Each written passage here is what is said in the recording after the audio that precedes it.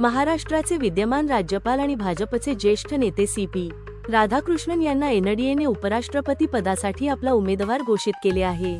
ही घोषणा रविवार ऑगस्ट 17, 2025 रोजी नवी दिल्ली येथील पक्ष मुख्यालयात झालेल्या संसदीय मंडळाच्या बैठकीनंतर झाली। भाजपचे राष्ट्रीय अध्यक्ष जे.पी. नड्डा यांनी पत्रकार परिषदेत हा निर्णय जाहीर केला आणि सर्व पक्षांनी एकत्र येऊन बिनविरोध निवडणूक घडवून आणण्याचं आवाहन केलं।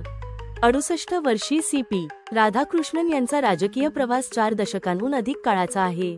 त्यांचा जन्म ऑक्टोबर 20, 1957 रोजी तामिळनाडूतील तिरुप्पूर येथे झाला।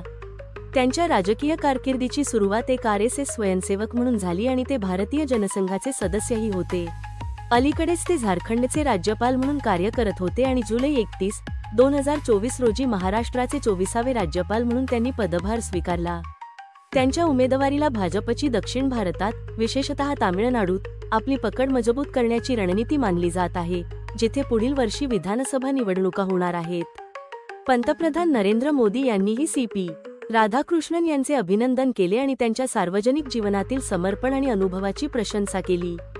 हे पाऊल अशावेळी उचललं गेलं आहे जेव्हा माजी उपराष्ट्रपती जगदीप धनखड यांनी जुलै 21, 2025 रोजी आरोग्यविषयक कारणांमुळे आपल्या पदाचा राजीनामा दिला होता।